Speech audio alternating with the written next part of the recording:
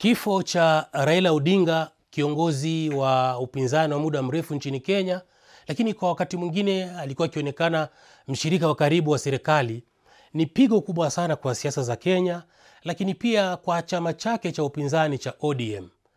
Ni nadra sana barani Afrika kukutana na chama cha upinzani chenye kudumu kwa muda mrefu.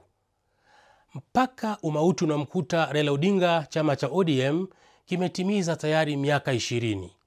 Ukiangalia siasa za Afrika namna zilivyo, ni nadra sana kukutana na chama cha upinzani ambacho kimedumu kwa muda mrefu.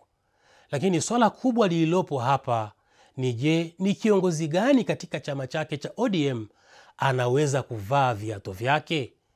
Licha kwamba tayari kumekuwa na viongozi kadhaa ndani ya chama hicho ambao wameonyesha dalili ya kutaka kuchukua nafasi hiyo. Lakini je, watafaulu?